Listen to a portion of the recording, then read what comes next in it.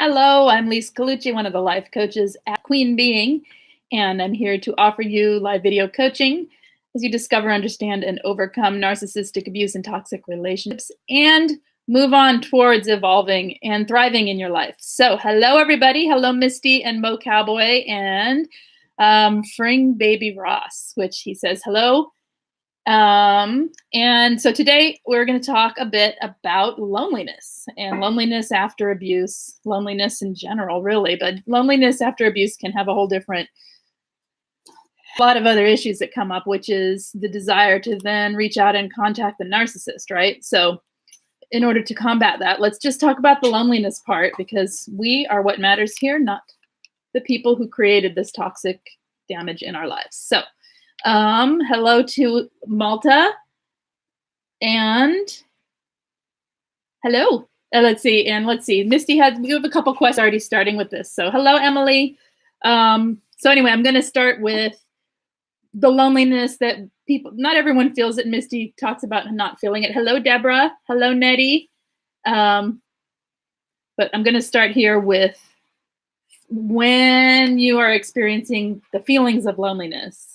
It can be pretty overwhelming and make you feel like, I don't know, you're kind of bogged down by it. Like you can't get up out of that feeling of loneliness. So turning towards your feelings with compassion. A lot of times we fight the feelings and we don't want to experience them and we just don't want to feel it. We want to chase it away or criticize or self-judge while we're having these feelings. So turning towards them with compassion can help you a lot. Some other ideas for the loneliness are, reaching out to a support group like SPAN.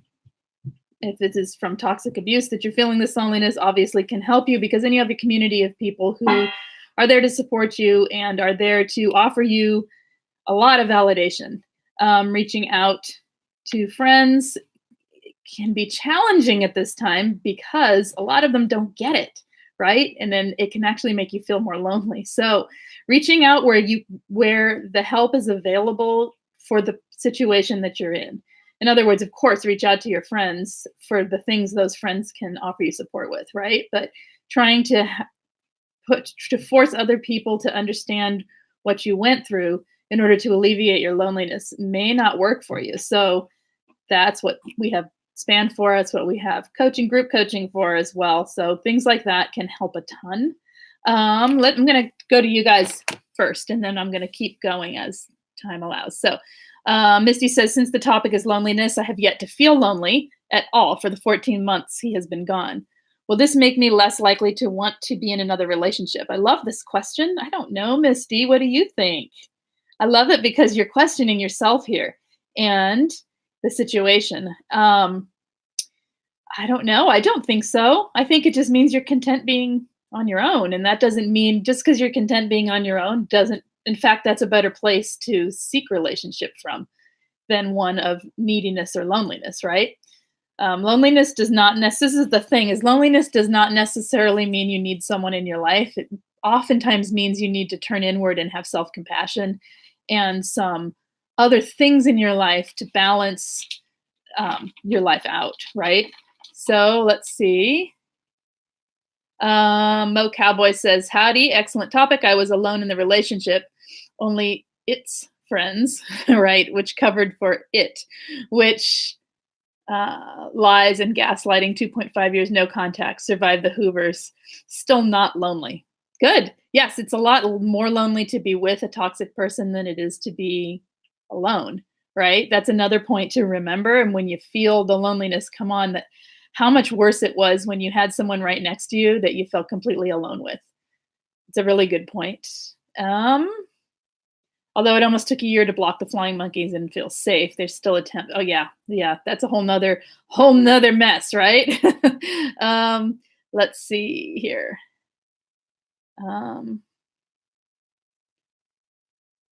I'm terribly sad on weekends. Okay, this is Brad. I'm terribly sad on weekends. That used to be family time. She doesn't let me see our son either. He's only 3 months. He's only 3, not 3 months. I'm sorry. He's your whole world and you're lost without him. That makes sense. And it makes total sense why you would feel alone then. Okay, so Since it's a situation that you cannot control whether she's going to let you see him or not.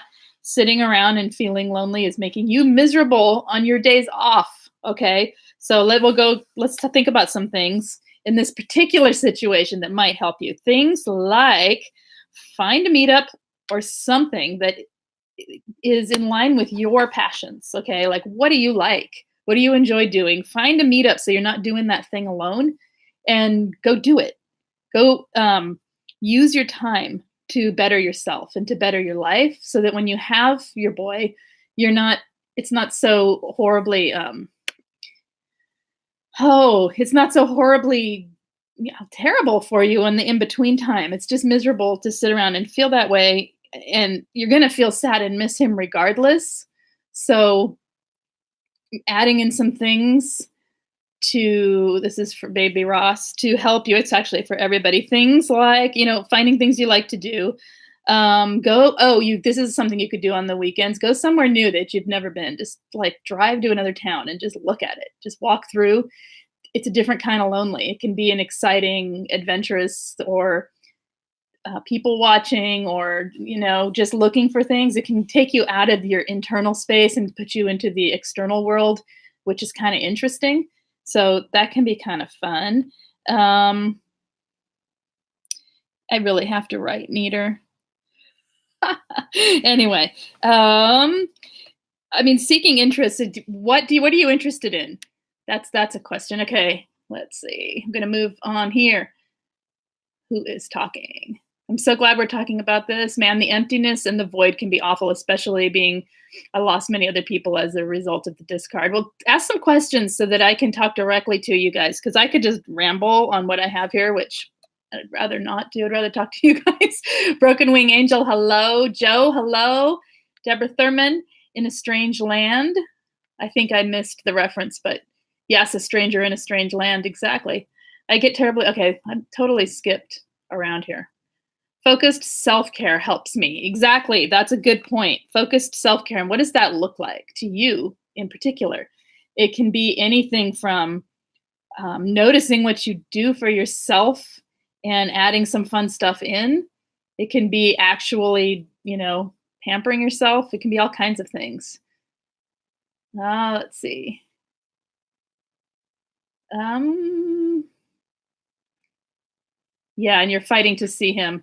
So, yeah, but I really think that during that time when there is nothing if there's in a situation where you can't control the situation, in other words, she has the power in that moment, then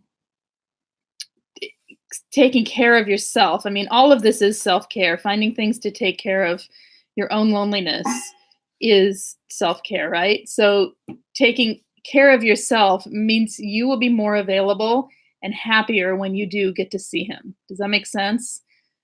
There's nothing worse than being so strung out and so tired and so exhausted from the grief that when you do finally get to be with the child or a person, then you're just kind of half there, right? Lisa, I love hearing you ramble. Thank you. Which it isn't. I'd rather think of it as a supportive PowerPoint strong together. Exactly. I just am this topic is kind of big and it's different for everyone. And, so hit me with what you guys feel if you don't feel lonely, what do you do to fill your time? Because that might help other people. It can be really tempting to just sort of stare off into space or go so internal when you're feeling lonely that you miss the bigger picture of what's out there, right? So some other ideas are, first of all, learn to enjoy your own company. Set yourself a meal at a table and actually eat the meal and enjoy the meal. Things like that. Learn to go out. Oh, it's so fun to go out by yourself to a restaurant. I love it. That's one of my favorite things because you can sit there and be in your own space, but be around other people. And you can enjoy your own company, which is the stuff that's going on in your head. You can, mess around on your phone and talk to friends while you're eating, or you can take in the room that's around you and just kind of enjoy people doing their thing, right? It's fun. So, but there's no obligation to talk to anyone. I like it. So I don't know. Broken wing angel. Okay, they isolated you from everyone. They own the monkeys you don't trust. The things you love are exhausting instead of enjoyment. What do you do? The things you love are exhausting. I totally know that feeling. I find something new to do. That's what I do. I find something new, and it's going to be exhausting because not everything's going to be fun. I go look on Meetup, or I would look on, just start thinking of things. Like, I think about, what do I need more in my life of? Okay, how about movement? I need more movement. Let's find a dance class. What kind of dance class? And then just start looking in the area of what's available, what I can afford, what time I can afford. Um, and try it and do a lot of things like that will have drop-in fees, so you don't have to pay for a whole package, and try it. And if you don't like it, who cares? It's an hour wasted. And if you do like it, you may find something new. I think it can be exhausting because we want to throw everything into the things that we're passionate about. We want to like fully be engaged and have it be as exciting as it always is. And when we're depressed and lonely and sad, it just doesn't it's like lifeless. It's the thing we love, but we don't actually love it in that moment. So sometimes just finding something new, um, pets, being around animals, that can help. If you don't have any, volunteer and go pet some. Volunteering for other people, to help other people in some way, or to help the environment, or to help whatever you can volunteer for. That's going to take away your loneliness. There's other people doing it. It's maybe only momentary, but it's in giving situations where you're applying generosity and you're giving to other people or a situation. It can help build gratitude. It can help give you a sense of gratitude for other people, and for, you can look around and see the other people volunteering and have gratitude that these people do this, and you're here doing it, and be grateful for the situation. And it kind of starts to change things around, or at least it can. Um,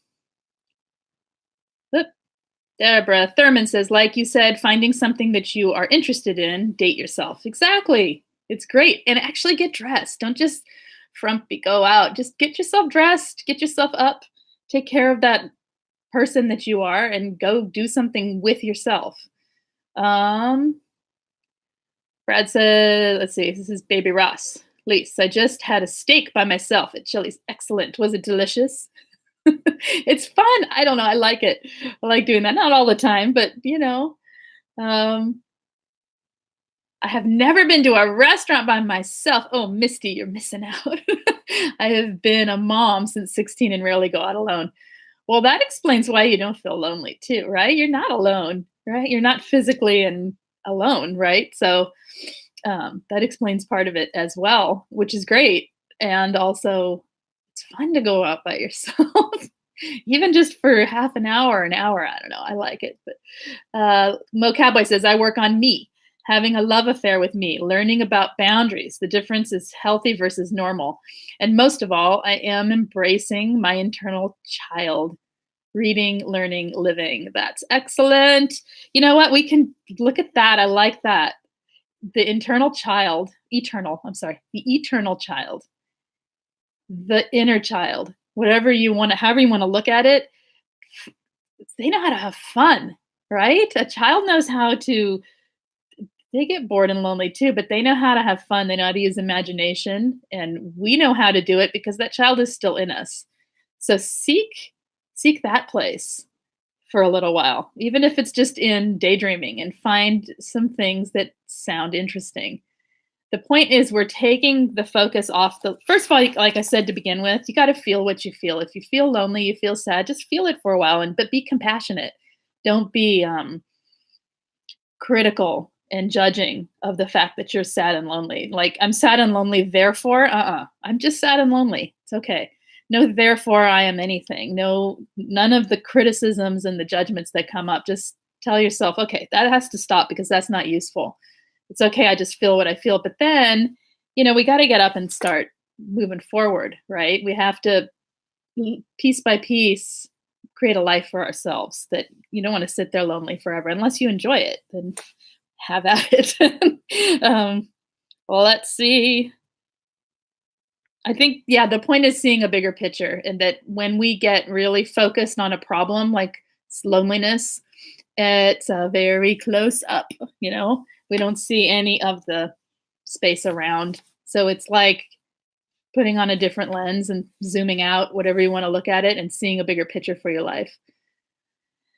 Baby Ross says, awesome, cowboy. That's what I'm trying to do. Love the name Baby Ross. Embrace your inner child. That's what I thought you were saying, but that's okay. I like the eternal child too. Yes. Let's see. Misty says, I like Home Alone. I can get more accomplished. And Joe, I try to view this phase of recovery loneliness by consistently every day, several times per day, speaking my future and seeing the new high level people. I like that too. Changing your beliefs about your life through speaking it to yourself out loud of the life that you see for yourself. That's really nice. I like that. My eternal child has vitality I needed, says Mo Cowboy, to play with my critters. Today, we cried tears of joy with the dogs, the cows, the goats, and the sheep. I'm so jealous. Just the goats and the dogs. I could do without the cows and the sheep, but the goats and the dogs. Lambing season. Okay, maybe the sheep. Because it's lambing season. They're so cute. You held a baby lamb and cried. Okay, I could just talk about this for a while. That's so awesome. It's been a long time. I loved having goats and the baby sheep. Yeah, saucy animals. Animals help a lot. Baby Ross, what do you do when you're alone and you keep getting hit with triggers of the narcissist? Everywhere I go, there are reminders. It can be crippling.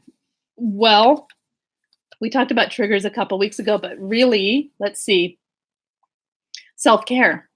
Have for yourself, okay, if these keep coming up, then expect them to come up right now, okay? Expect that's what's happening.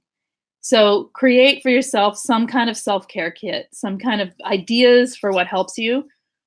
What calms you down fastest? Is it comedy?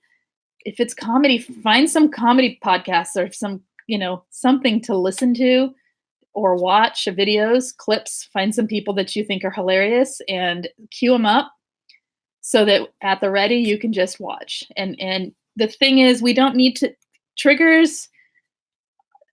When we're talking about it like this, it's an echo of the past. It's not what's happening in the moment, right? Sometimes it is what's happening in the moment, but if it's just reminders, it's not actually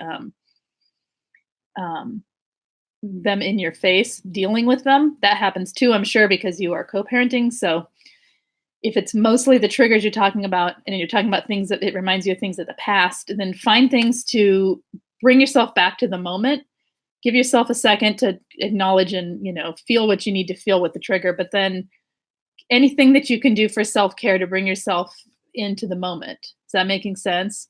So that, like, it's using your senses. Scent is a good one. Something to look at, something to taste, whatever it is. Bring yourself back into the present time so that you're not completely thrown back into that trigger and looping those thoughts back and back and back, and tell yourself, okay, that's enough. We're going to think about something else. We have to kind of talk our way through those triggers. It's not easy. I'm not saying it is. That's why we could just talk for hours about this, because it really isn't easy. It works though, and you'll get there. And you're still in that place where it's extremely, it's throwing you back really, really hard. So self-care, that's really the way out, and focusing on you and what you need in the moment to help yourself get through. Does that make sense? Joe says, replacing the toxic people with positive, supportive, high-level people has proven to be number one best, biggest action step I took. It's so true. Better to have no people than toxic people. And then when you're ready to have people in your life, better to make sure they are supportive at the very least, positive. Yes, right? That in itself creates what I would consider to be high-level people, right? Is that what you're talking about? Just people who know how to live life in a positive way, don't hurt others, are there for you. They're there for you, but you don't need to lean on them. They're just there, right? It's not it's not a you being codependent on them. It's you holding your space, them holding theirs, and knowing that you have each other's backs. That's the kind of people we seek, right? You're just beginning to see the results and outcome. My life's 5 times easier, better. I'm so glad to hear that. It's exactly what we want to be doing. It makes room for the toxic people shrink. The problem is when we have nobody and nothing and we don't seek people or experiences. You can do it alone. You don't have to have fill your life with people. But if you're not seeking experiences and you're not seeking your own life, then the room for toxic people in your life is huge because there's all this time, right? If there's no time for toxic people, they don't stick around as long. First of all, they don't want to be in your life because you have no time for them. And second of all, if they do get in, you realize I don't have time for that mess way sooner than you would if you had not had all this stuff in place, right? Misty wants goats too. Let's do it. Let's have goats. I love all the fur babies too. Let's see. Animals are safe. They are safe, says Mo Cowboy. Pete Walker talks about healing using animals if there are no safe people in your life. Exactly. And Pete speaks of a community of books until one feels safe enough to be around people. That's true. Pets are great. Animals are great. That's kind of why I like volunteering as well, because it's committed to a cause. You're not committed to the people involved unless you get really involved with it, but you can stay away on the periphery on things like that and not fully be part of a community to still be helping a community. And in that sense, you get a safe experience of other people and a safe experience for yourself without a lot of combining and enmeshment, right, with other people. Mindfulness and distress tolerance is what Baby Ross. Yeah, that's another thing I was going to say is meditation, mindfulness meditations in small doses when you're feeling like this. I wouldn't do long ones personally. I would do 5 minutes, a couple times a day, twice a day, focusing on positive, focusing on gratitude, generosity, or just breathing, just to get you into the present moment. And that's another one also when you're triggered. Is once you calm down and your adrenaline's not racing, or even if it is, if you've had a few minutes to calm down, just finding a mindfulness practice. There's so many out there. I have a couple on my coaching page, Facebook, from Paul Weinfeld's.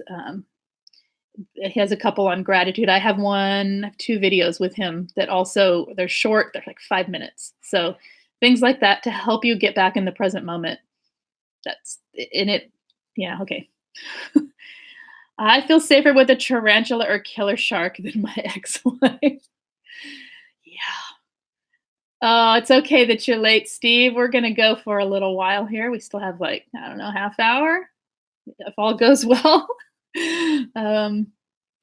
Good one with the tarantulas, says Broken Wing Angel.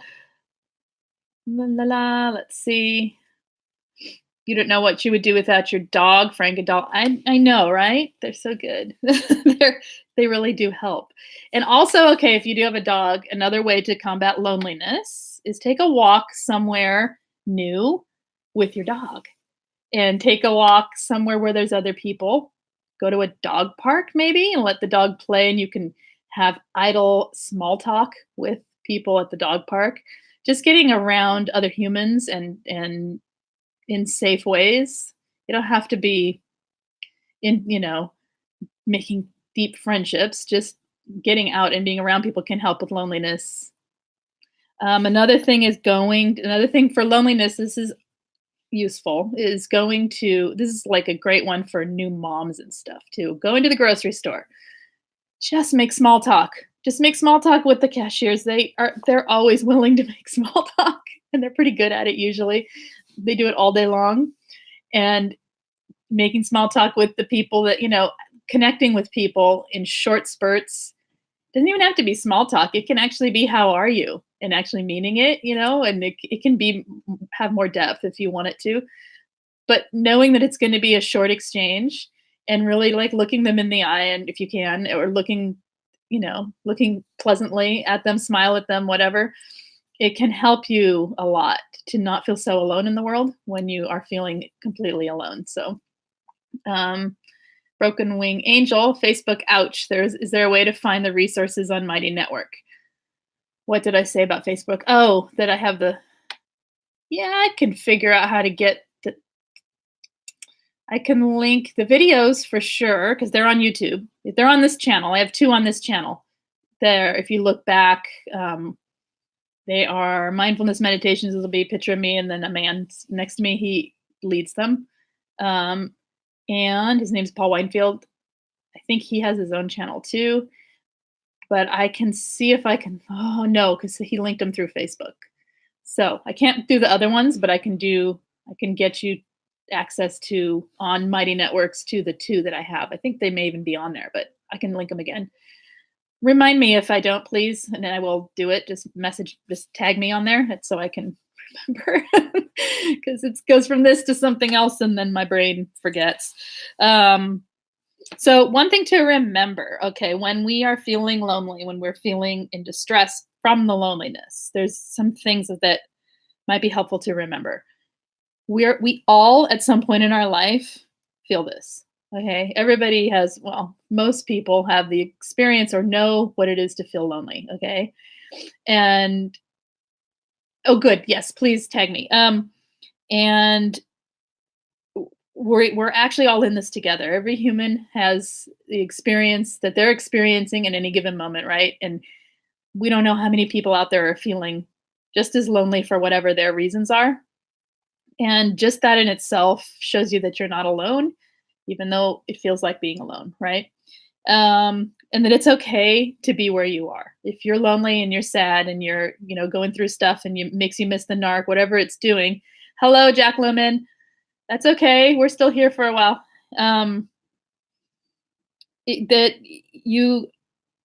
What was I going to say? Oh, be where you are. Just be where you are. It's okay.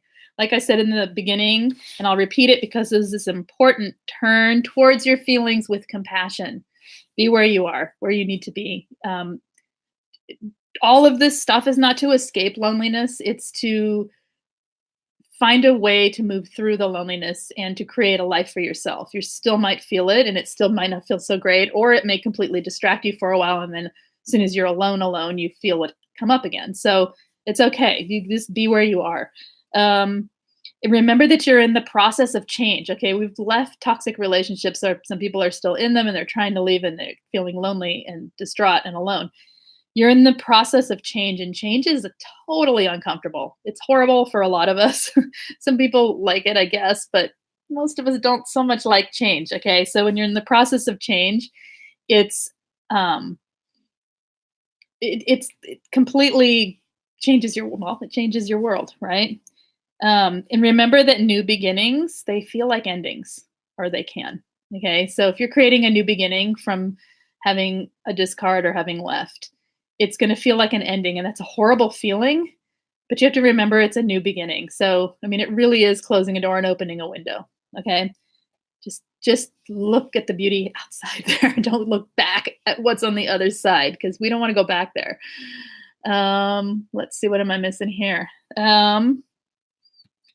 Here, this is a good one. Seek peace around you. Okay. Even no matter what you're doing, you can look around and find something peaceful or joyful or something you enjoy, and pay attention. Pay attention to what is nice that's around you. And remember that you're going to feel what you feel, and you need to feel it in order to heal. So move through these feelings, and again, be compassionate with yourself. Okay. Let's see. We'll go back here. Okay, there we are.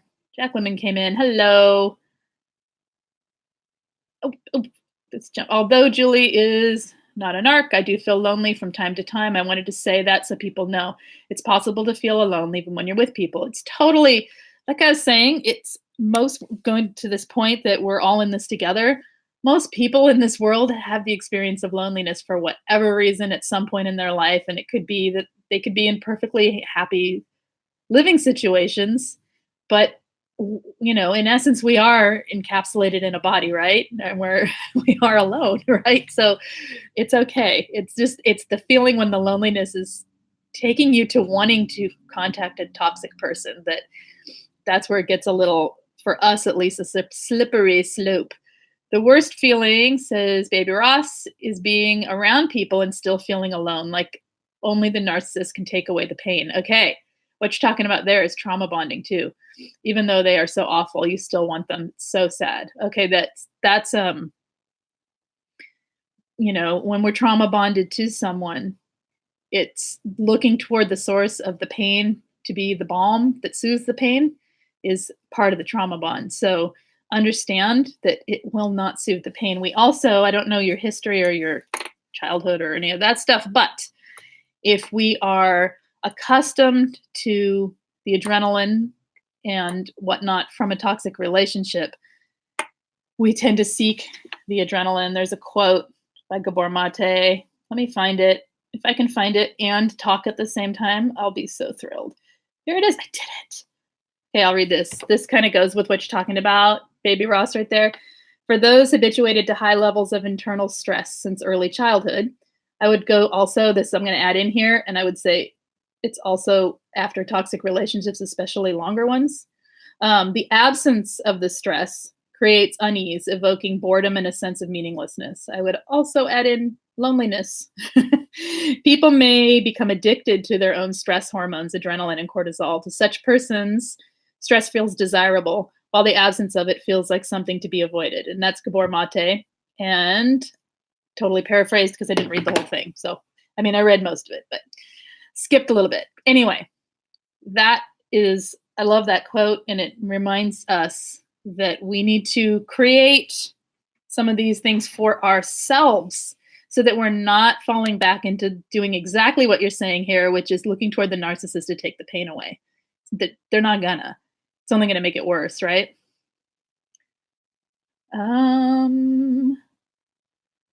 Somebody's firing a gun. Oh no. I'm confused. Okay. La la la. Okay. Joe says blood sucking leech.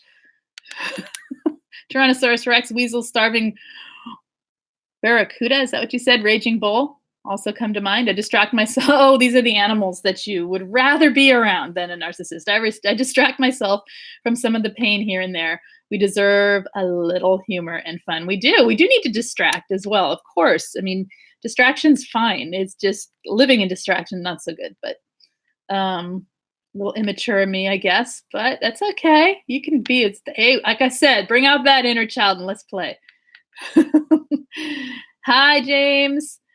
Oh, look, it kept it kept you as a moderator. I like it. I didn't know it actually kept it each time. Exciting. Okay, sorry. Got a little happy there. I missed Steve. Is it weird? I never felt lonely before the narc, but I feel lonely after. It is not weird. Did you hear the quote I just read? That happens also from narc abuse. It's not just from childhood PTSD. I mean, it happens from the trauma bonding that we get addicted to our stress hormones. So it makes sense that the lack of them will create this empty feeling, right? We have to get out of that and find ways to either create more interest in our lives or realize that we're just going to have to ride it out and try not to think about or do anything that goes back to the narcissist so that you're not anchoring back the belief that they're the ones that can fix it. Does that make sense? I'm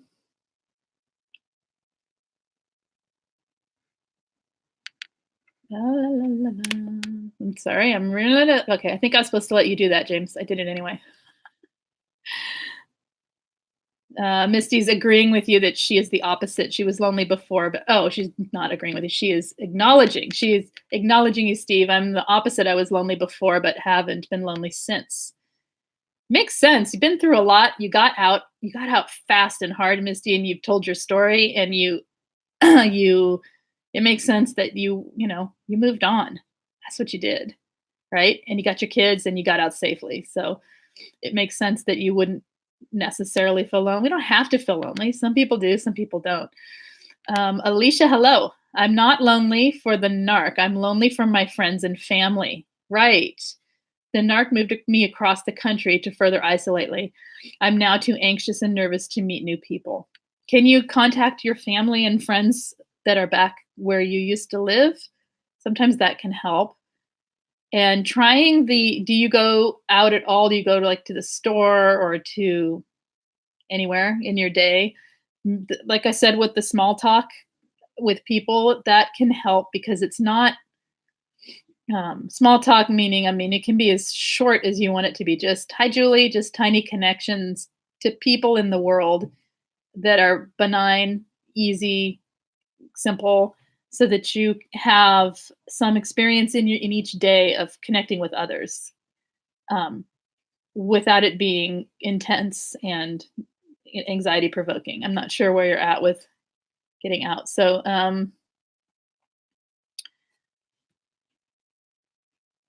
la la. What else here?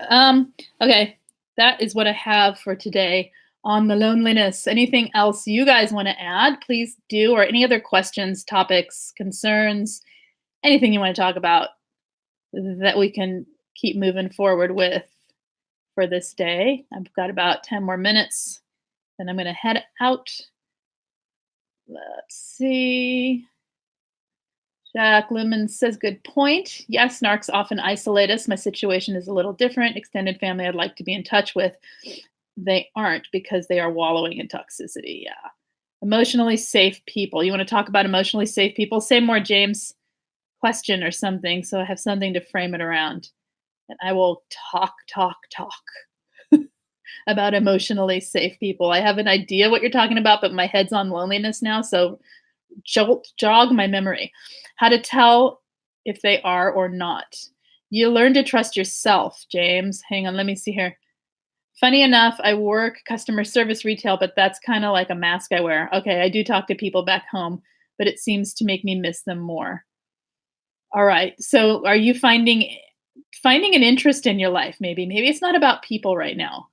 Finding an interest for yourself to sort of throw yourself into, and that can take some trial and error, Alicia, like finding anything, art, movement, creativity, anything. And that's all I'm thinking of right now, but it could be anything, sports, anything, to sort of build a life around, you know what I'm saying? And not so much have it be interactions with other people so that it's not evoking your anxiety.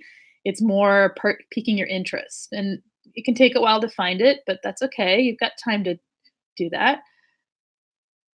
You have persistent depressive disorder. So I isolate when I'm depressed with thoughts. So James is asking how to tell if people are emotionally safe or not.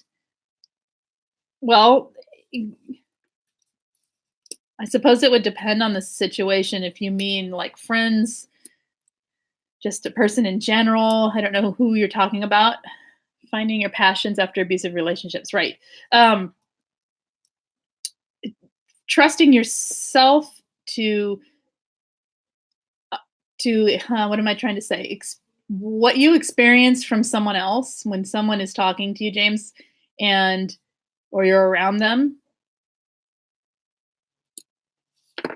Now you're on a different top. Sorry, I'm going to stick with the first one with emotionally safe people. I don't know that you can 100% know somebody is emotionally safe without a lot of time put into it. But what you can do is know the experience that you're having when you're around them. And you can know how you feel. How I gauge it is, how do I feel when I walk away? Like sometimes I'll maybe say too much, or I don't have my boundaries in place in the moment, so to speak, or I'm just kind of in that mood where I don't care and I just say too much, right? And when I walk away and I feel like, oh, why did I do that? I just gave away, I can feel it in myself. It's not about them, it's how I feel. It doesn't happen with everyone. Some people it's like, that's okay, we had a great talk. And other people it's you realize, oh, you just gave them information you shouldn't have given them. Sometimes it's in retrospect, like for myself at least, like that. But then at that point I know for next time, Okay, if I'm going to see them, I'm not going to give them that information. Doesn't mean everyone's toxic. It just means some people aren't as emotionally safe as other people, right? Is that what you're asking? How to know? It's hard to tell if that's what you're asking. You're welcome, Alicia.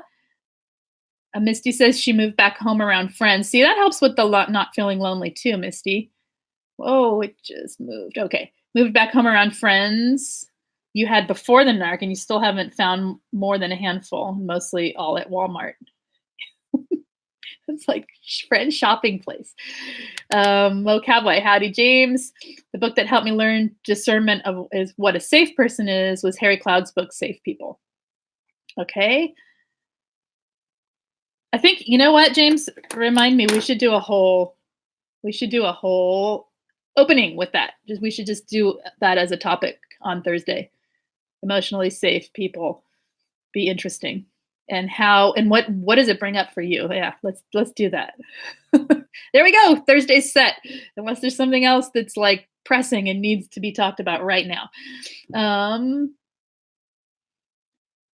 If you'd rather, how do people rediscover their passion after abuse? I was talking about that earlier. Squirrel, right? I know. Okay. I was talking about that earlier, and I said, just go try things. Just try things. Realize you're going to commit some time into something that may not pan out, and that's okay. You're just going to commit some time. What are you going to do otherwise, right? Just try things. Look up, think of areas in your life where you're not balanced. Like if you need more movement, find a sport or an activity or something that requires movement. If you need to be more, if you feel like you're not creative at all in your life, find something creative. What if you don't feel like you're a creative person and you still try something creative? It might be interesting. You might find something that you like. Doesn't mean the things we like are things we're necessarily good at. We just may enjoy it anyway, right? Could be the worst dancer ever and take dance classes and enjoy it. That's okay. We're not there to please other people. We're there to enjoy ourselves. So it's trial and error is what I was suggesting, James. And being bold with yourself, bold enough to go try, and realizing that not all things are going to work out, and that's okay. It's not a failure. It's just a trial and error, right? It's just you're testing the waters to see what you like.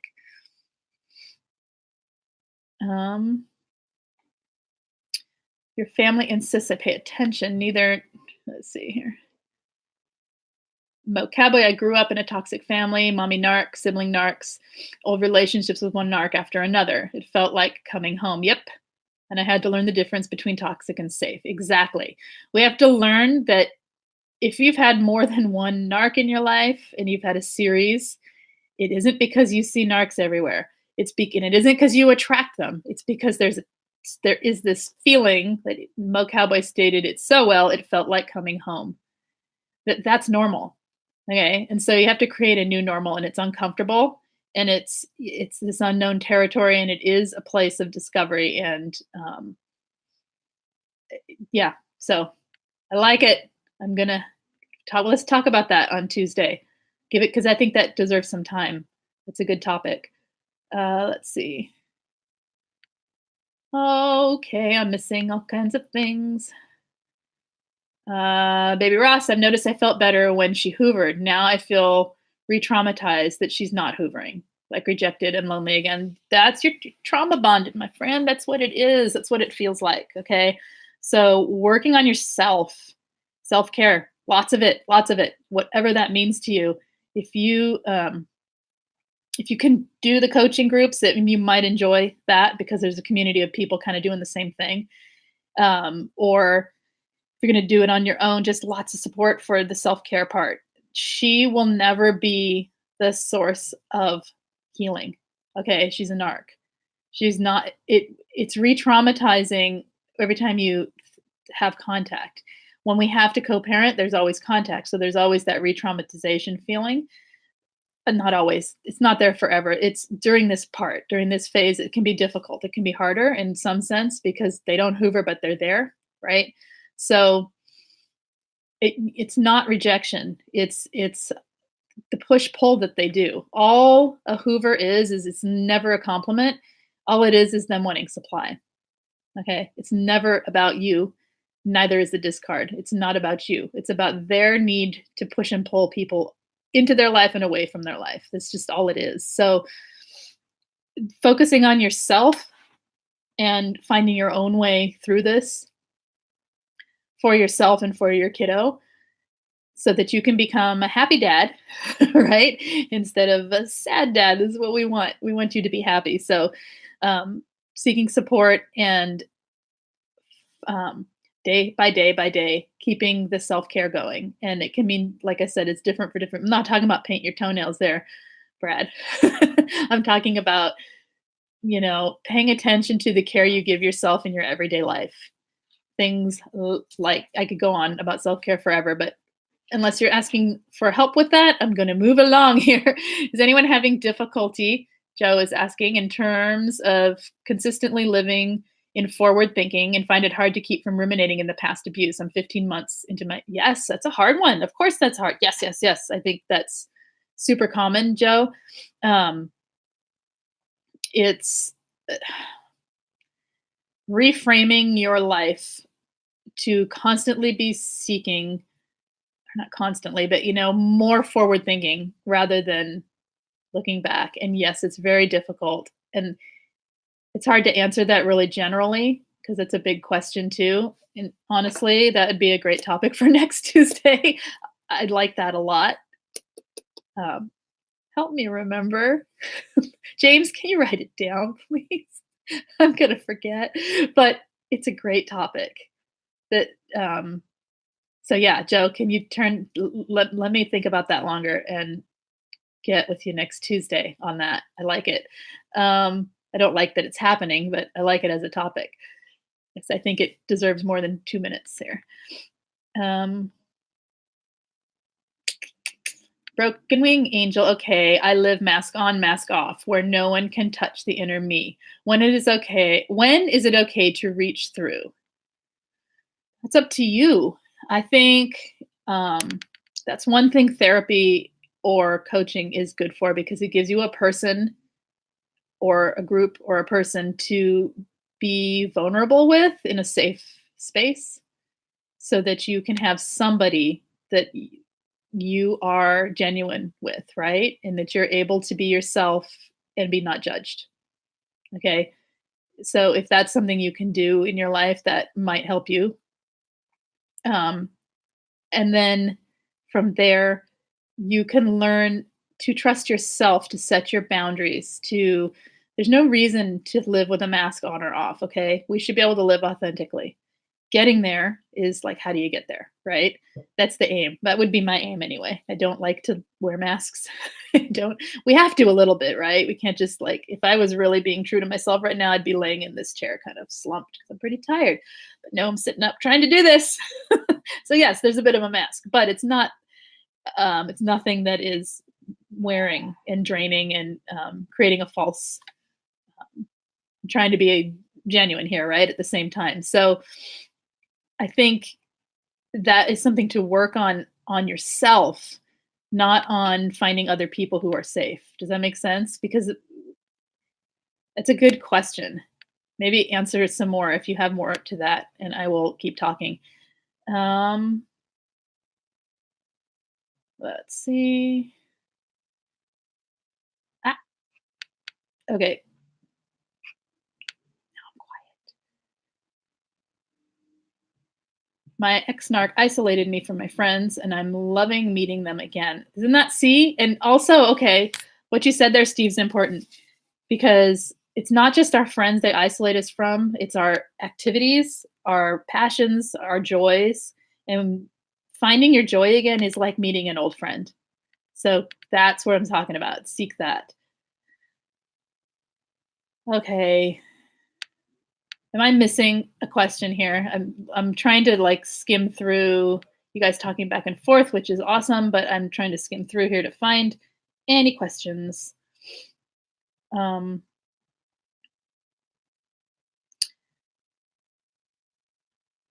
Okay. I am lost. James, I'm having a squirrel moment. Help me out here. What are we talking? Are there any questions? I'm totally skimming this. Lise, James needs you to repeat. Repeat what? What you do? Oh, it's okay, James. I'll find it. I can read the chat. It's what Joe was talking about. It's okay. All this talk, thinking about squirrel dumplings, food trigger. Don't know if I could eat that, but that's okay. No judgment.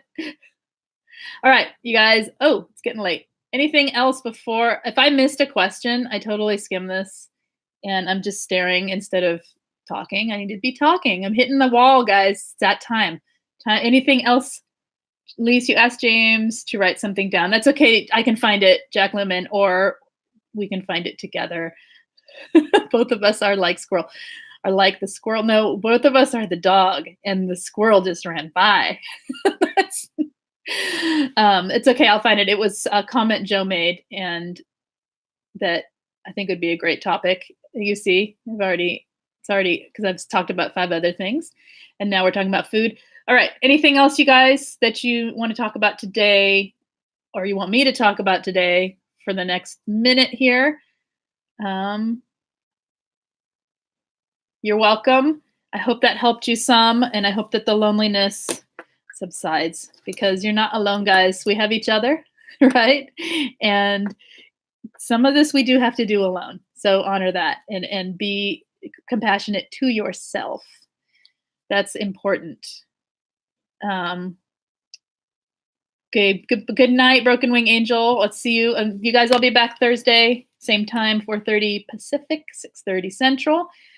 I'll try and squeeze another one in either Wednesday or Friday as well. I don't know the time or anything on that. That will be a mystery. It will just happen. So that's it. You guys take care, and I'll see you later. Bye-bye.